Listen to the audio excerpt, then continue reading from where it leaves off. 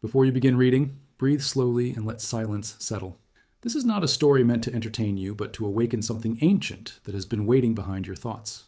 What follows is not fiction, it is a mirror. Each line may echo somewhere inside you, in a dream you've forgotten or a fear you've never named. Listen, not only with your mind, but with that quiet space behind it where memory and intuition meet. Because once you cross this threshold, coincidence will no longer feel like chance. It will feel like recognition, the world remembering you. It begins in silence, always in silence. Before a tragedy unfolds, before the chain of events that no mind could predict, there is a whisper, a pattern emerging beneath the fabric of what we call coincidence. Jung once said that people do not have ideas. Ideas have people. And some ideas are dark currents that move unseen, aligning moments, places, and souls toward a single point of rupture. In the dim corridors of the psyche, nothing happens by chance. The universe arranges itself with surgical precision when consciousness is about to confront the unbearable. A woman dreams of a clock stopping at 3:15, and the next day her father dies at exactly that time. A man hesitates before boarding a plane, feeling a strange dread, and the aircraft never lands. A child draws a black bird circling a house, and that night, lightning burns the roof. To the rational mind, these are coincidences. To Jung, they are not. They are messages from the unconscious, the symbolic machinery of reality pressing against the walls of perception. He called this mystery synchronicity, the meaningful coincidence that defies causality. It is as if the soul and the world are two mirrors facing each other, endlessly reflecting, until one image steps out of the glass. In Jung's clinic, patients began reporting dreams that bled into waking life. One woman described a golden scarab she saw in her sleep. The next day, during their session, a beetle tapped at the window, the same species, rare in that region. Jung handed it to her. Her rational defenses shattered. It was the symbol her unconscious demanded, manifesting in the physical world to force transformation. That moment became legendary. The scarab, the bridge between mind and matter. The coincidence was not random. It was a revelation. Modern neuroscience now begins to trace what Jung sensed in the darkness of intuition. The human brain is a pattern machine designed to detect associations far beyond conscious control. When trauma, intuition, or emotional pressure reach their peak, the brain's limbic and predictive systems enter a hyperconnected state. Suddenly, unrelated events seem charged with meaning, but sometimes they are.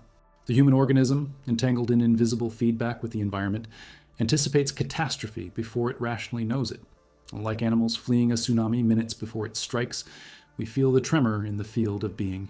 Ancient traditions called it omen, prophecy, divine warning.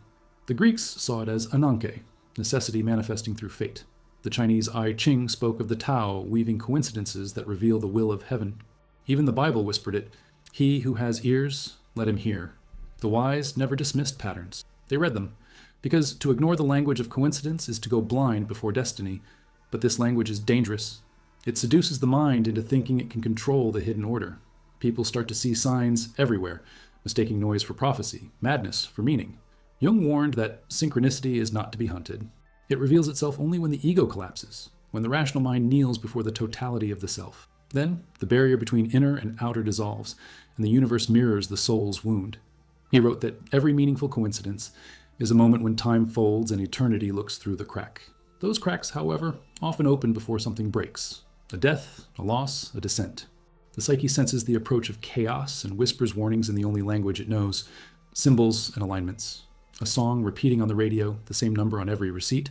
A stranger speaking a forgotten phrase. We laugh at it until it becomes undeniable, until the pattern closes around us.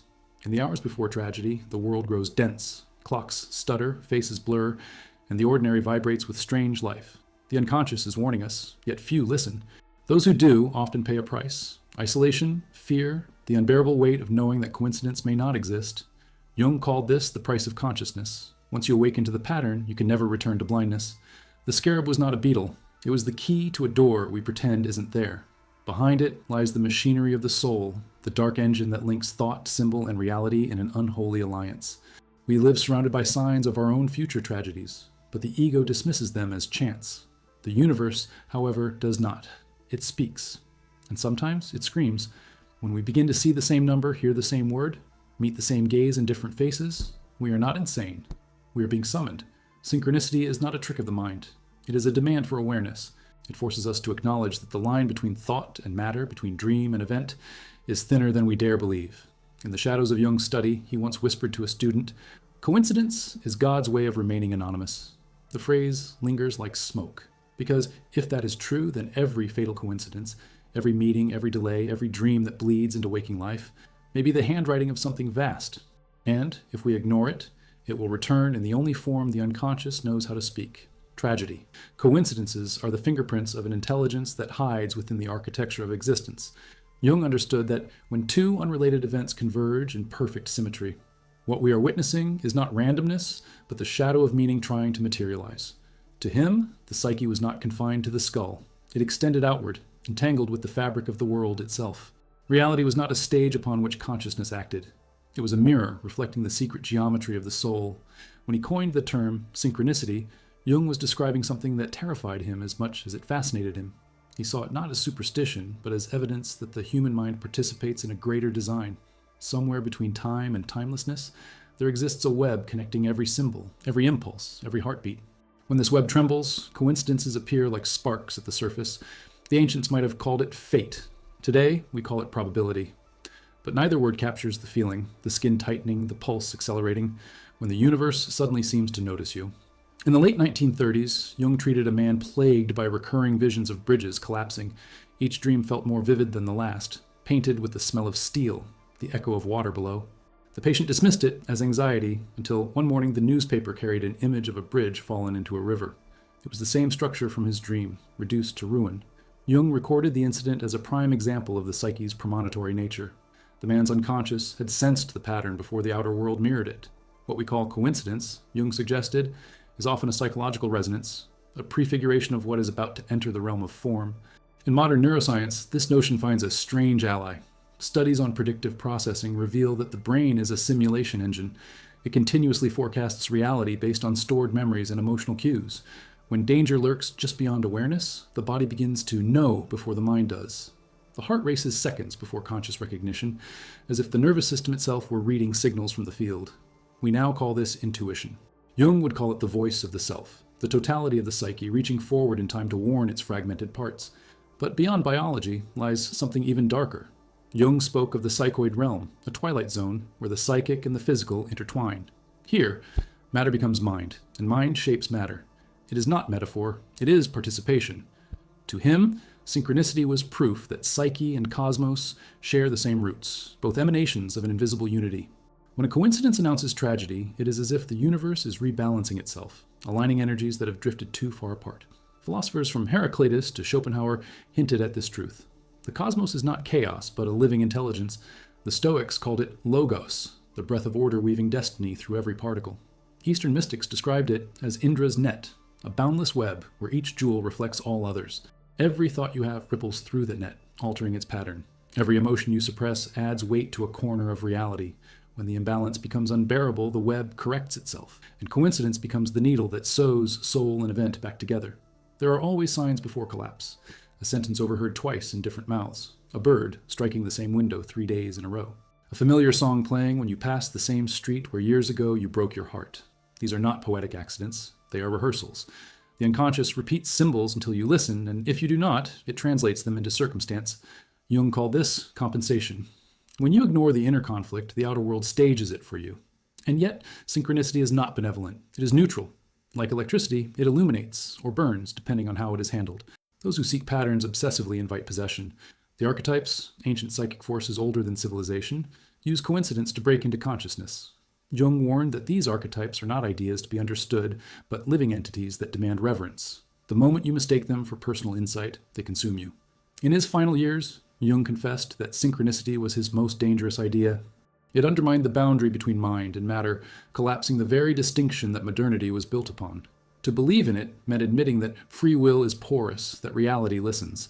It meant that what we think, fear, and dream does not stay within us. It leaks into the world, rearranging it like invisible hands, shifting pieces on a board. Today, quantum physics echoes his intuition. Experiments in entanglement show that particles separated by vast distances still mirror each other's behavior instantly. Observation itself changes the outcome. The universe is not a stage, it is an accomplice. Every perception is an act of creation, every thought, an invitation. What Jung glimpsed through psychology, physics now approaches through mathematics. The haunting suspicion that consciousness is not inside the universe, but the universe is inside consciousness. In this terrifying vision, coincidences are not random, they are conversations. The question is, who or what is speaking? Jung would answer softly, with the calm of a man who has seen into the abyss. It is the self, calling the ego to awaken before the tragedy becomes real. Every fatal coincidence is an unfinished sentence from the deep, and the more we ignore it, the closer it comes to completion. When the same event begins to echo in dreams, symbols, and waking life, it is not superstition. It is a threshold. Step through it, and the illusion of separation dissolves. Refuse, and the universe will make the lesson physical. The psyche will find a way to be heard, even if it must speak through disaster. Because consciousness, Jung believed, is born only through friction. And sometimes the world must fracture to reveal its hidden design. In the hours before a tragedy, symbols grow restless. They slip from the unconscious into the world, wearing the faces of coincidences. Jung saw this countless times in his patients. Dreams, objects, and gestures that seemed trivial at first, but later became prophetic fragments of an unfolding catastrophe. What disturbed him most was not that the psyche could predict events. It was that it needed to. For the unconscious, tragedy is not punishment, it is communication. In one of his most unsettling cases, a woman arrived at Jung's clinic in Zurich, shaken by a sequence of coincidences that had begun haunting her days.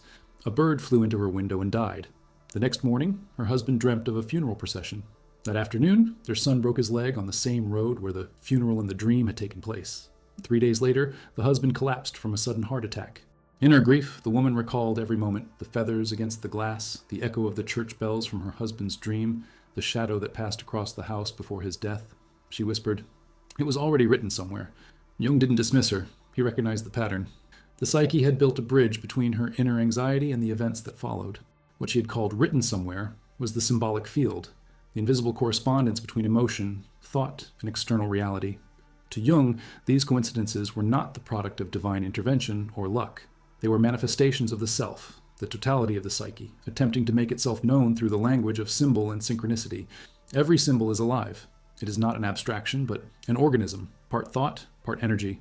The more emotional charge it carries, the more likely it is to manifest. A symbol neglected becomes restless, like a ghost denied its burial. It begins to repeat itself in dreams, coincidences, and accidents until the conscious mind pays attention. Jung wrote that symbols demand recognition, and if the ego resists, reality itself will act as messenger. That is how coincidence becomes fatal. Modern psychology still struggles with this idea, but neuroscience gives it new depth. Studies on emotional salience show that when a person fixates on a thought charged with fear or desire, their perception of reality subtly distorts. They begin to notice cues that match the inner image, reinforcing it. This is called selective attention, but Jung would call it numinosity, the magnetism of meaning drawing the psyche and the world into alignment. The more powerful the emotion, the stronger the gravitational pull of the symbol. Eventually, the world bends to meet it. Ancient traditions knew this before science did. In Egyptian mysticism, thoughts were said to have Ka, a living spirit. In Tibetan Buddhism, a similar concept exists, tulpas, mental constructs that can take on form through concentration. Christianity speaks of the Word made flesh. Everywhere, myth warns of the same law. The energy you deny becomes the event you experience. Jung translated this spiritual wisdom into psychology. He taught that when we repress emotion, it does not disappear. It transforms into coincidence. The woman with the dead bird was not cursed. She was in dialogue with her own unconscious. Her fear of loss had summoned its mirror image in the world. The bird was the first symbol. Flight stopped midair. Life turned to silence. The dream of the funeral was the second, the unconscious preparing her for the inevitable. The broken leg was the third, the foreshadowing of collapse. Her husband's death was the conclusion, the symbol made flesh. To the modern eye, it is superstition. To Jung, it is precision. The psyche rehearses its tragedies until reality listens. There are moments when symbols gain autonomy, when they begin to behave as if they have intention. Jung called this autonomous complexes. They are fragments of personality split off by trauma or denial, charged with emotion, and capable of influencing thought and behavior without our consent. But under the right psychic tension, their influence extends beyond the individual. They twist reality itself. You think of someone intensely and they call. You dream of water and the pipes burst. These are not parlor tricks of chance, but glimpses of the psyche's reach. The danger is that once the symbols awaken, they can no longer be controlled.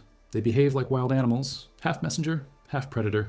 Jung wrote that to confront them requires moral strength, humility, and awareness. If you fear them, they dominate. If you worship them, they consume. Only by observing them with calm detachment can consciousness survive their power. That is the essence of individuation, the slow process of integrating the forces that once ruled you from the shadows. Yet the most terrifying aspect of synchronicity is that it often foreshadows not external but internal death, the death of an identity, a belief, a false self. Before the collapse of the ego, the psyche floods life with coincidences, each one a symbolic echo of what is about to dissolve. People say, everything started happening at once, not realizing that what is breaking is not the world, but the illusion of control. The symbols come alive to perform a ritual, the funeral of the old self. In that sense, every fatal coincidence is sacred. It is the psyche performing surgery on itself through the theater of reality. It hurts, but it liberates. The woman with the dead bird, after months of mourning, began to dream again, this time of new life, of a sunrise over the same window where the bird had fallen. The symbol had completed its cycle, death into renewal. The question Jung left us is whether we can read these symbols before they demand blood. Can we recognize the whisper before it becomes a scream? The answer lies not in logic, but in attention, in the art of noticing without fear. For the unconscious, the difference between prophecy and tragedy is simply this, whether we listen in time. Jung used to say that the psyche is not bound by time, and the future casts its shadow long before it arrives. To the modern mind, this sounds impossible, but when we observe how tragedy announces itself, in dreams, symbols, patterns, we begin to sense that consciousness is not a line, but a circle, looping endlessly between what was, what is, and what will be. Premonition, he believed, is the unconscious remembering the future.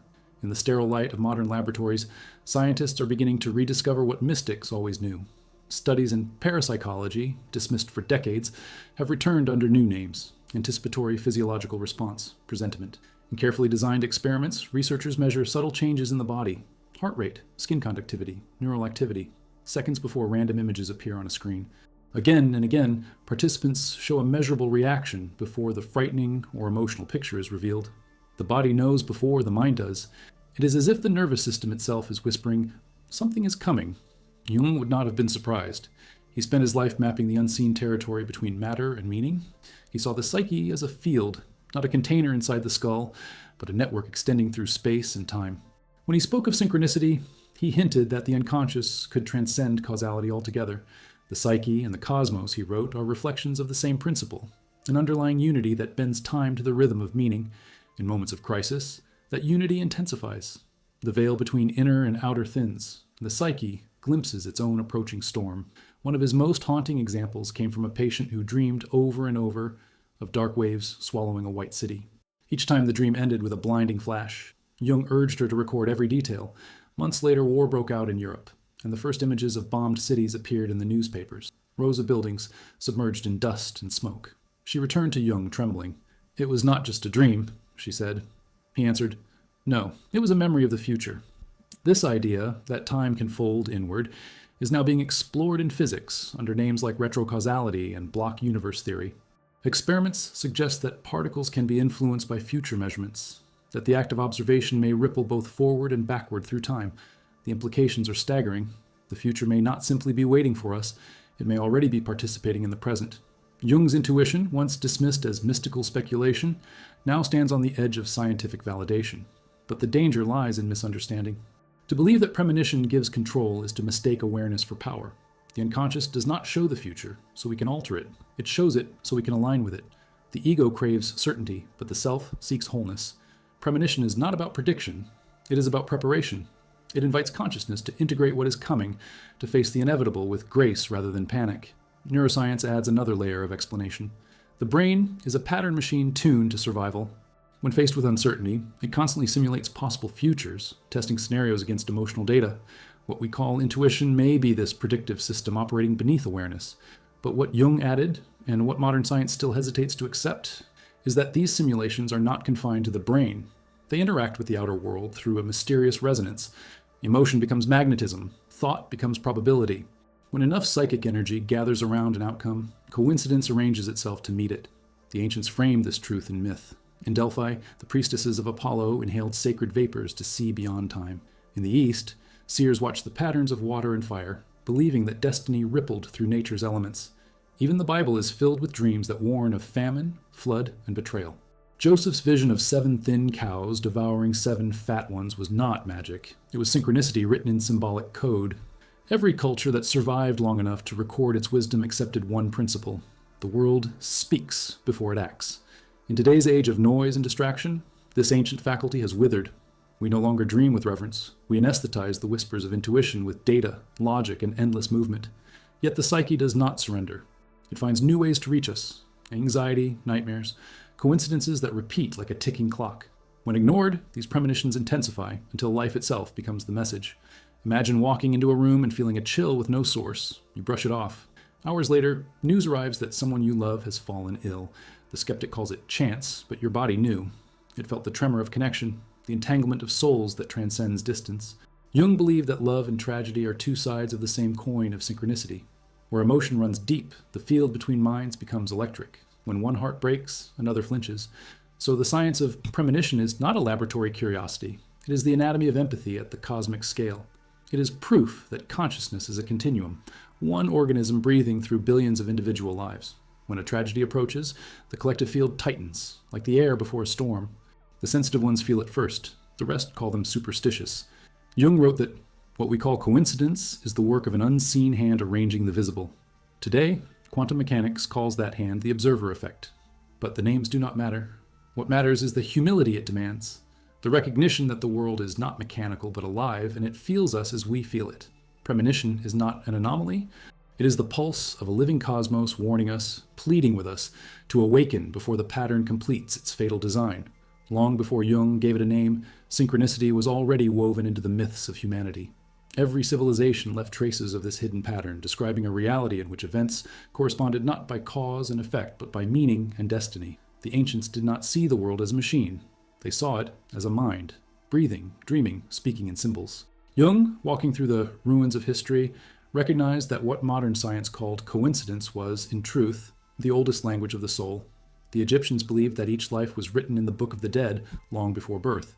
The gods did not punish or reward. They mirrored the heart's vibration. A man who lived in truth walked in harmony with Ma'at, the cosmic order. His life unfolded in alignment, his coincidences auspicious. But those who denied their inner truth fell into dissonance, attracting chaos, illness, and untimely death. For the Egyptians, synchronicity was moral geometry. For Jung, it was psychological law. Neglect the self, and the outer world will mirror the imbalance until it destroys you.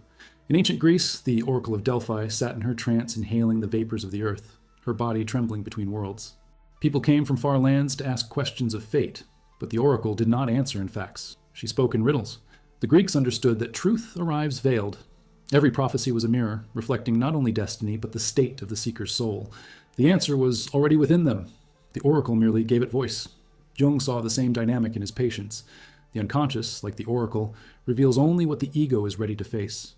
The rest it disguises as coincidence until awareness matures enough to decode it. The East carried this understanding to even greater depth. In China, the I Ching, the Book of Changes, taught that reality itself is composed of patterns that shift according to inner alignment. When Jung discovered it, he was astonished.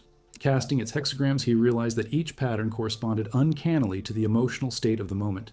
He began to use it not as divination, but as dialogue. The psyche, he wrote, acts as though it were informed of the total situation. In other words, the unconscious already knows what the conscious mind will later discover. To Jung, this was the same principle that governed synchronicity, meaning arranging itself through apparent chance. The Buddhists called it pratyasamutpada, dependent origination. Nothing exists in isolation. Every event arises in mutual causation. A butterfly flutters in one corner of the mind, and a storm breaks across the world. The veil between inner and outer subject and object is an illusion born of ignorance. Enlightenment is the dissolution of that illusion, the recognition that coincidence and causality are two sides of one infinite cycle. When Jung read these teachings, he felt an uncanny familiarity. His synchronicity was the psychological echo of a truth known in temples for millennia. All things are connected, and the separation we cling to is a dream. In the Hebrew tradition, this same truth emerged in the idea of hashgacha pratit, divine providence guiding every detail of existence. When the Talmud says that even the leaf that falls does so by decree, it is not fatalism, but awareness. Meaning saturates every fragment of life. Nothing is trivial. Every gesture is a message. The tragedy of modernity, Jung warned, is that we have lost this vision. We have traded sacred pattern for statistical noise. But the psyche remembers. It still speaks through coincidence, as if repeating the language of the ancients, begging us to remember how to listen. Neuroscience, unknowingly, now retraces these ancient steps. The discovery of mirror neurons shows that minds reflect each other across invisible channels. Collective behavior in flocks, swarms, and human crowds follows the same laws of synchrony. The universe itself, from subatomic particles to galaxies, pulses in resonance. Science, after centuries of denial, begins to describe what myth already knew. Order and consciousness are inseparable. Jung once said that myth is the dream of the collective unconscious, and dreams are the private myths of the individual. The symbols that appear before tragedy, a crow circling, a clock stopping, a repeated number, are not random decorations. They are modern incarnations of the same archetypes that ancient priests saw in the stars, the archetype of death, of transformation, of renewal. These forces still breathe beneath the surface of our sterile digital age. When catastrophe approaches, they awaken, weaving the language of the eternal through the accidents of the moment. And this is why the ancients feared hubris more than evil. Hubris is blindness, the arrogance that severs man from the pattern. The Greeks knew that Nemesis, goddess of retribution, punishes not by anger but by symmetry. She restores balance to a universe disturbed by human pride. When modern man mocks coincidence, when he dismisses synchronicity as fantasy, he repeats the same sin. He forgets that the cosmos listens, and when it listens too long to arrogance, it answers with tragedy. To Jung, every myth is a psychological warning encoded in story. To the ancient mind, every story was a map through the unknown. Both understood the same terrible beauty, that the universe is not dead matter but living symbol, and when symbols awaken, they demand participation. The human soul was never meant to be spectator. It is both player and played, both dreamer and dream. Perhaps that is why in every age, prophets and poets heard the same echo, that destiny speaks not in thunder but in patterns. The tragedy comes when we stop recognizing the echo as our own voice. Every tragedy begins long before the event that defines it, long before the fire, before the betrayal, before the final breath. There's an invisible scaffolding of moments quietly aligning themselves. Jung called this the architecture of the unconscious, the structure built by the psyche when it seeks transformation through destruction. What we call coincidence is simply the echo of that construction, the sound of destiny arranging its stage. He once wrote that the unconscious is not evil nor good, it is purposeful. When ignored, it does not vanish. It reorganizes the world to force awareness. In this sense, catastrophe is never accidental. It is psychological necessity made physical. The individual who refuses to confront an inner conflict invites the outer world to stage it for them. The more the ego resists, the more elaborate the architecture becomes. The walls of life bend subtly at first. A missed call, a strange dream, a delay that feels meaningless, until the structure solidifies into crisis. Then, what seemed random reveals its blueprint, a design of meaning too vast for the conscious mind to grasp.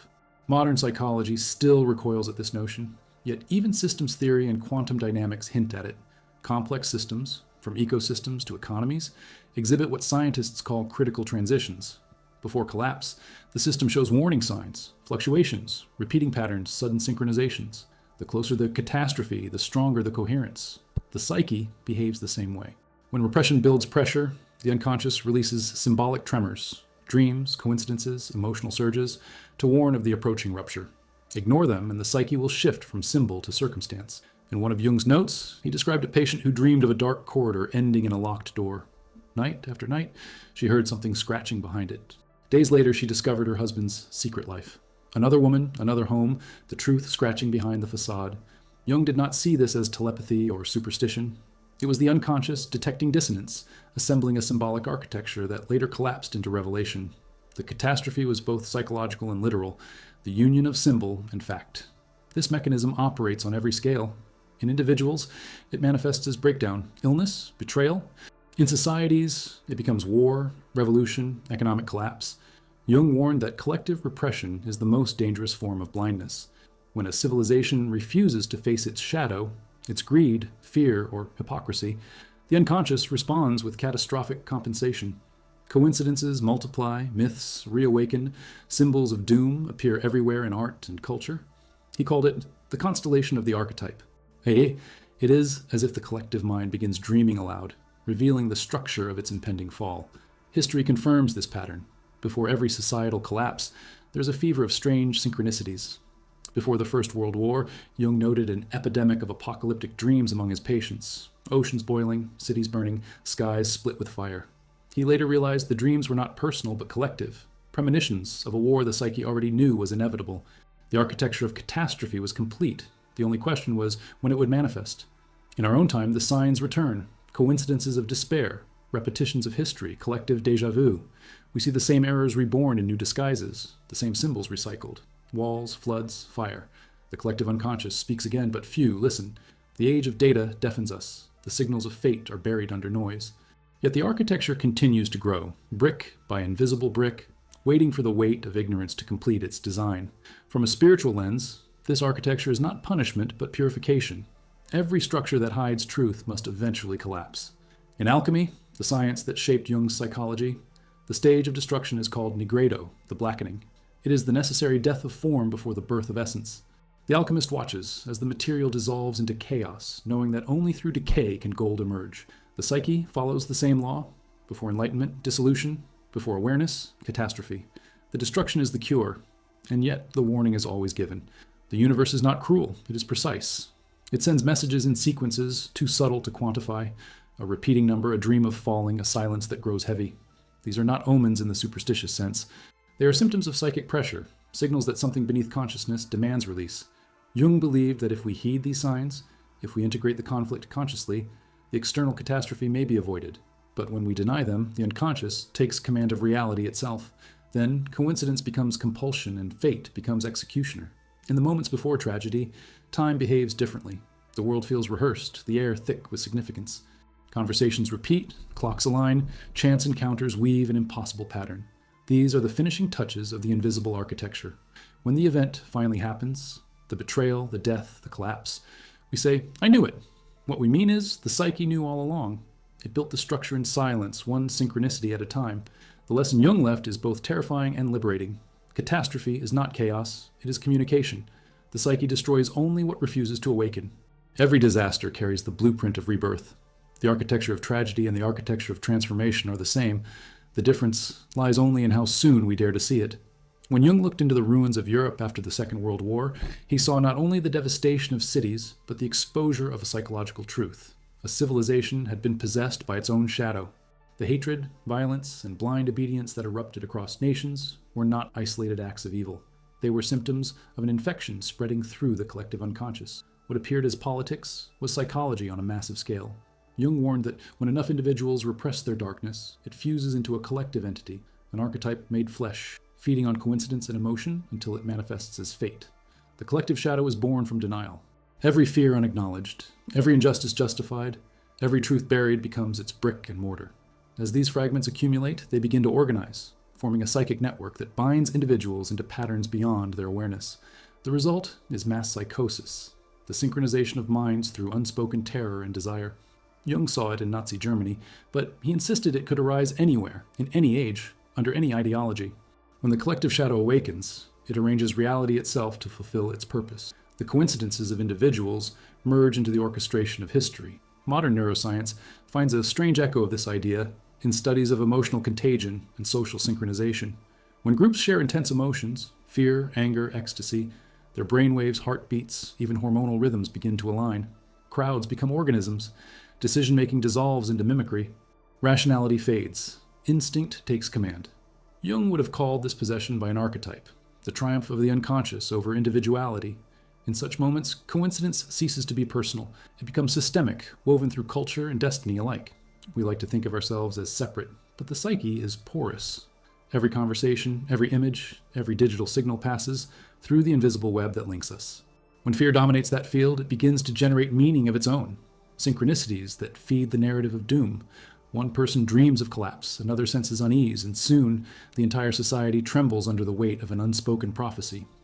This is not metaphysics. It is psychological resonance amplified by modern connectivity. Jung foresaw this with eerie precision. The greater the mass, he wrote, the greater the unconsciousness. In mythology, such possession was personified by gods, Dionysus, Ares, Kali, forces that swept through populations leaving ecstasy or destruction. The ancients at least recognized these forces as divine and sought to appease them through ritual. Modern man, stripped of myth, calls them movements, markets, trends. Yet they obey the same law. What we repress returns as collective event. The wars we fight, the pandemics that spread, the collapses of empire, these are the dreams of humanity made physical. The world stage is our shared unconscious acting itself out. The danger is that we no longer recognize the signs. The media cycle, the algorithms, the endless noise drown out the whispers of meaning until only shock remains. But beneath the chaos, the same patterns repeat. Moral inversion, obsession with purity, scapegoating, apocalyptic fantasies. Jung called this enantiodromia, the tendency of things to turn into their opposite. A culture that worships progress will manifest destruction. A society obsessed with freedom will create surveillance. The psyche seeks balance, and when it cannot find it consciously, it enforces it catastrophically. Consider how coincidences multiply before great upheavals. Symbols of division, fire, and purification begin to appear in art, in conversation, even in nature. Birds fall from the sky. Clocks stop during blackouts. The collective field vibrates with anticipation. Skeptics laugh, but deep down they feel it. That peculiar pressure in the atmosphere before the break. The psyche of humanity, stretched beyond integrity, begins to split. Each coincidence is a crack in the mirror of the world, warning that reflection and reality are about to merge. From a spiritual perspective, this web of fate is neither punishment nor prophecy, but participation. Humanity is not merely witnessing the world's evolution, it is dreaming it into being.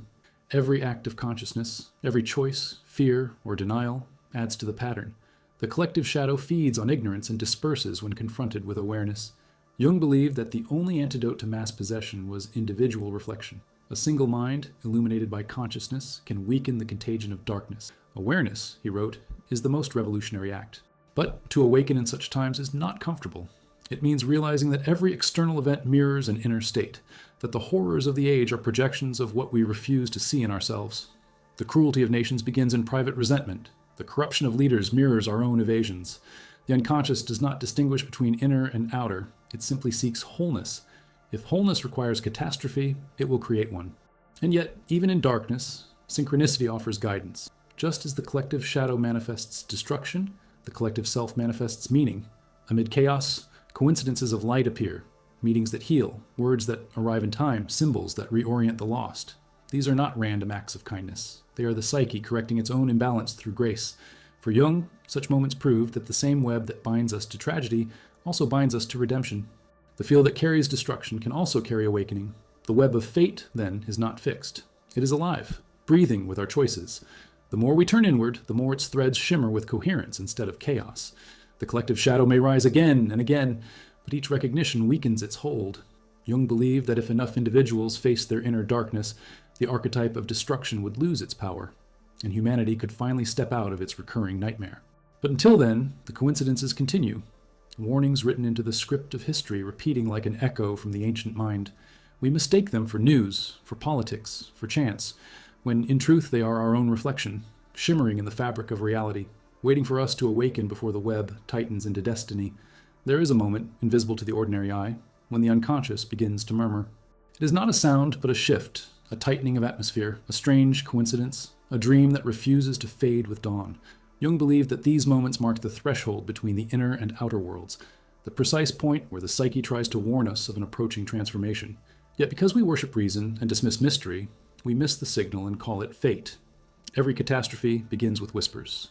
Before a heart attack, the body trembles with subtle premonitions. Before a war, the collective unconscious trembles with anxiety disguised as politics and rumor. Even nature speaks. Animals flee before earthquakes. Trees alter their chemistry before storms. The psyche, too, has its instincts. Refined, symbolic, profound. It sends messages through dreams, slips of the tongue, sudden obsessions, strange alignments of time and event. These are not hallucinations. They are the mind's way of communicating with itself across the veil of consciousness. Jung described this process as compensation. When the conscious attitude grows one-sided, the unconscious compensates through symbols or outer events. The psyche strives for balance. If the ego is blind, the warning must become louder, until coincidence turns catastrophic. Before disaster, patterns thicken. You hear the same word in every conversation, see the same number on every clock, encounter the same symbol, a raven, a cross, a broken mirror.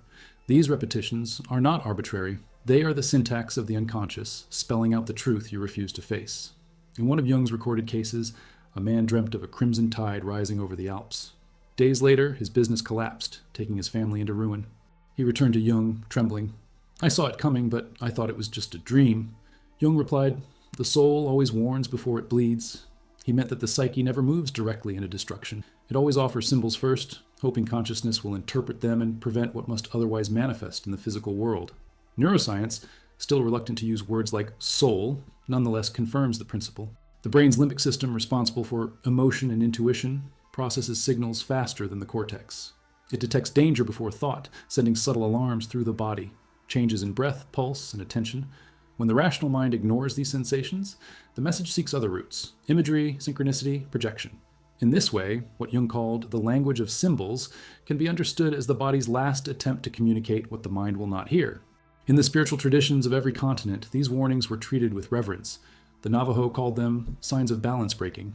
In Taoist philosophy, they were ripples in the Tao, disturbances in the harmony between heaven and man. In early Christianity, they were the still small voice that precedes revelation. Everywhere, the same recognition. The universe speaks before it acts. Modernity, in its arrogance, silenced the conversation. And with silence came surprise, the cruel shock of events we claim could not be foreseen. But those who listen live differently. Jung wrote that the ability to perceive symbols before they become events is the mark of an awakened consciousness. It does not mean controlling fate, it means participating in it consciously. The psyche does not punish, it invites dialogue. Every dream, every coincidence, every shiver in the air is a question. Will you see me before I must become real? Those who answer avert the worst. Those who refuse must learn through ruin. Imagine a woman who dreams repeatedly of drowning. She wakes each night gasping, dismissing it as stress. Days later, an argument erupts that ends a long marriage. Months later, she confesses, "It was never about water. It was about being submerged in a life that wasn't mine." The unconscious had spoken in metaphor, warning that emotional suffocation would become literal if unheeded. The flood was psychological before it was circumstantial. Every tragedy follows this pattern. An image denied, a symbol ignored until it incarnates. The threshold between psyche and world is fragile. It responds to attention. When we notice the coincidences, when we reflect on dreams and subtle patterns, we strengthen our dialogue with the unconscious. The result is not superstition, but sensitivity, an awareness of meaning that allows us to act before the world must scream. Jung called this living the symbolic life. It means walking with the understanding that every event is a message, every encounter an opportunity for insight. And yet, this awareness comes with cost. To live symbolically is to live vulnerably, attuned to the pulse of the invisible. It means feeling the tremors of coming storms, personal and collective, long before others do. Many who possess this gift describe it as a burden, a constant sense of waiting, an ache in the bones when the air shifts, a grief for disasters not yet born. Jung knew this pain well. He called it the suffering of consciousness. Awareness always hurts before it heals. Still, the alternative is blindness. When we silence the psyche, catastrophe becomes its only language. Coincidences grow violent. Dreams become warnings written in blood. The threshold between mind and matter collapses, forcing integration through shock. The unconscious will be known, gently if invited, brutally if denied. So the question is not whether the psyche speaks before disaster, but whether we are willing to listen. The world is not mute. It hums with meaning, vibrating through time like a hidden frequency. Those who attune themselves to it live as participants in creation. Those who ignore it live as victims of it. We stand always on the threshold, between dream and event, between intuition and catastrophe. The choice is simple and terrifying, to awaken before the storm or to wake within it. Jung often warned that to see too much of the invisible world without preparation is like staring at the sun until blindness sets in. Awareness can heal, but it can also destroy if the ego is too fragile to integrate what it sees. The psyche speaks through synchronicity, but listening requires discipline, humility, and a kind of sacred restraint. The forces that move between mind and matter are not metaphors, they are raw, autonomous energies. To engage them safely, consciousness must become a shield. The first rule of protection is simple, yet almost impossible in an age of noise. Stillness. The unconscious speaks in whispers, not shouts. When the mind is fragmented by distraction, its voice becomes distorted. Meditation, solitude, ritual, these are not spiritual luxuries, but psychological necessities. They tune perception to the subtle field where meaning forms before matter. Jung advised his patients to spend time alone each day in silence, to listen to what the soul is trying to say. Without this practice, coincidence becomes chaos, and intuition mutates into paranoia. The second rule is boundary. The psyche is porous. Symbols flow in both directions. To absorb every signal without discernment is to invite possession. One must learn to differentiate between what belongs to the self and what belongs to the collective. Jung wrote that the unconscious is a vast sea, and the ego is but a fragile vessel upon it. Without a firm sense of identity, we drown in the projections of others, their fears, desires, and archetypes bleeding into our own. Awareness without boundaries leads to madness. Ignorance without awareness leads to tragedy. Only integration protects against both. In modern terms, this boundary is neurobiological. The prefrontal cortex, seat of reflection and self-control, acts as the psychological firewall. Chronic stress, trauma, or overstimulation weakens it, allowing limbic impulses and collective emotions to flood the system. The result is what Jung would have called possession. The individual becomes an instrument of forces they no longer recognize as their own.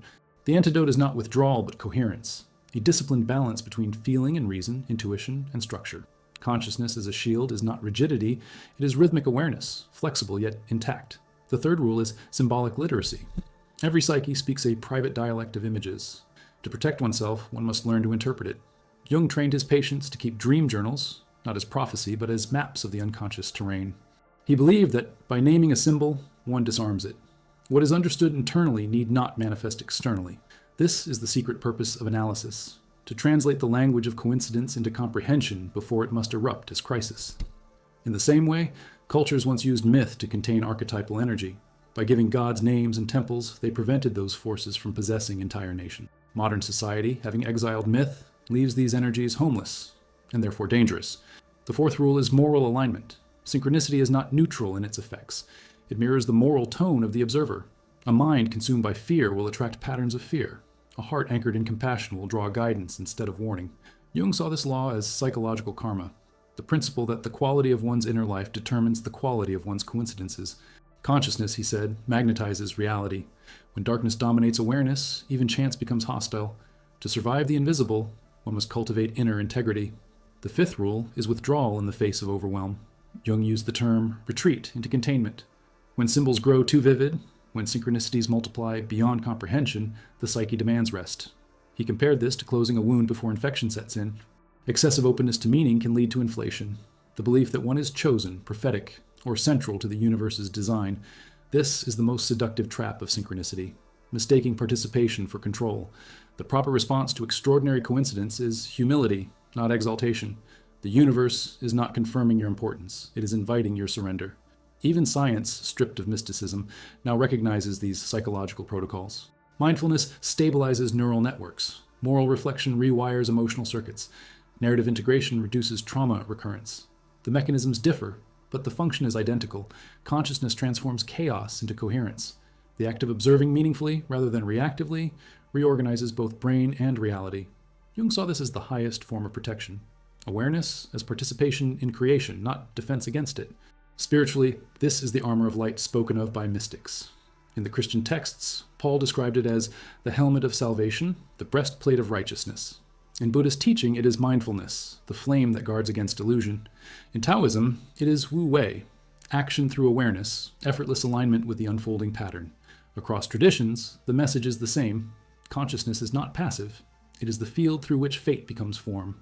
When cultivated, it bends coincidence toward wisdom instead of tragedy. And yet, protection does not mean avoidance. To live consciously is to accept that pain and transformation are inseparable. The psyche will always seek wholeness, and wholeness often demands loss. The difference is that those who maintain awareness suffer meaningfully. They bleed with understanding. Their tragedies become initiations instead of punishments. Jung said, the gods have become diseases, but through consciousness they can become teachers again. So the protocol of protection is not superstition or ritual. It is the discipline of awareness. Silence, boundary, interpretation, morality, humility. These are not commandments, but coordinates on the map of survival.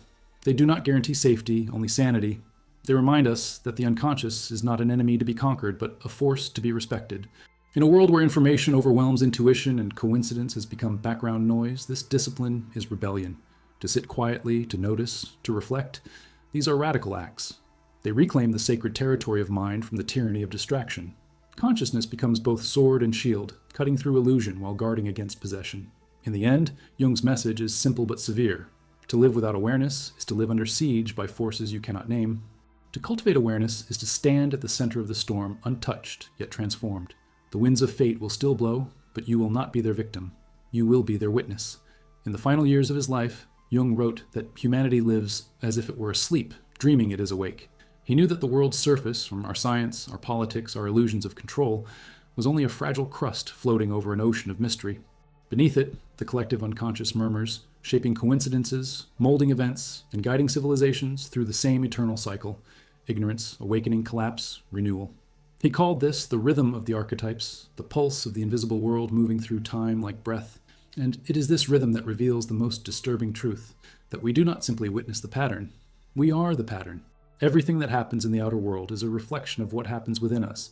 Every war, every betrayal, every act of love is the psyche writing itself across the fabric of matter. The tragedies we suffer are not random, they are mirrors.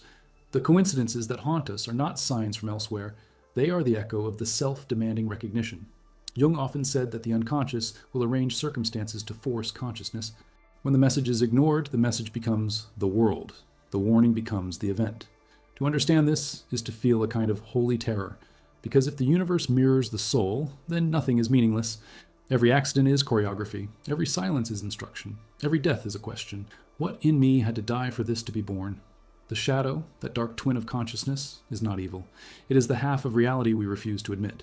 When we reject it, it multiplies outside us, in cruelty, injustice, disaster. When we accept it, it becomes integration, wisdom, strength, wholeness. Humanity's greatest sin is not violence, but denial. What we refuse to see within ourselves will always return through the world, carrying a price we cannot avoid. Modern science now trembles at the same edge Jung crossed long ago. Physicists speak of the observer effect, of particles behaving as if aware of being watched. Cosmologists describe the universe as a participatory field where consciousness and matter interlace. Even artificial intelligence, our newest mirror, begins to imitate human intuition, creating coincidences of thought that no programmer foresaw. The question that haunted Jung, whether the psyche creates reality or reality creates the psyche, has become irrelevant. The boundary is gone. The dreamer and the dream are one. Ancient wisdom anticipated this collapse of duality. In the Upanishads, it was written, Tat Tvam Asi, thou art that. The observer and the observed are identical. In Hermetic philosophy, as above, so below. In Christian mysticism, the kingdom of God is within you. Jung translated these spiritual revelations into psychological language, insisting that they pointed not to metaphysical speculation, but to empirical truth. Consciousness is the organizing principle of reality. To awaken to that truth is to realize that we are both victim and author of the same story. But the truth does not come gently. Awakening means death, the death of illusion, the collapse of the false self, the shattering of the comfortable belief that life happens to us rather than through us. Jung described this as the opus contra naturam, the work against nature, because every instinct resists it. The ego clings to its autonomy, terrified to see that it is a mask worn by something vast and impersonal. Yet the deeper we look into coincidence, the more that mask cracks. We glimpse a consciousness larger than our own, orchestrating the dance of chance with merciless precision. And when the illusion finally breaks, only awe remains. The shadow, too, transforms in that light. It ceases to be enemy and becomes guardian. The keeper of what consciousness is too proud to love. To embrace it is to reclaim the power we projected into the world as fear. To reject it is to feed it until it devours us. The pattern of tragedy, therefore, is not punishment, but pedagogy. The universe repeats lessons through coincidence until we learn them. When understanding dawns, the pattern dissolves, and coincidence turns from omen to synchronicity, from curse to communion. This realization changes how we suffer. Pain no longer feels meaningless. It becomes initiation, the psyche's rite of passage into awareness. Every heartbreak, every disaster, every fatal coincidence becomes a mirror reflecting our unfinished work. Jung believed that if enough individuals accepted this task, the world itself would begin to heal. The collective shadow would lose its grip, fate would soften. Reality would no longer need to shout through catastrophe to be heard. Consciousness would meet it halfway. And perhaps that is the final message hidden beneath all of Jung's visions, dreams, and warnings. That consciousness is not powerless before fate. It is the other half of it. What we call destiny is not written in the stars, but woven through our thoughts, fears, and desires. The coincidences that terrify us are the universe's way of asking a question we refuse to answer. Will you awaken before the pattern closes? When Jung died in 1961, a storm erupted over Lake Zurich. Lightning split the sky, and the great tree outside his home was struck and fell. A final synchronicity, a cosmic punctuation mark. Those who knew him said it felt like the universe acknowledging its witness. He had spent his life listening to the whispers between worlds, mapping the dream that dreams us. Now the whisper is ours to hear. The pattern continues, waiting for new eyes brave enough to see that coincidence is not chaos, it is communication. The shadow does not destroy, it reveals. And the truth that watches us from behind every event is not cruel but conscious, asking only that we remember who we are, fragments of a single mind, dreaming itself through the machinery of time. And so, when the next strange alignment occurs, the call before the thought, the dream before the event, the symbol before the storm, pause. Do not dismiss it. Do not fear it. It may be the universe knocking softly, reminding you that it has always been listening. Because in the end, there are no coincidences. There is only the pattern, the shadow, and the consciousness that dares to see both and live.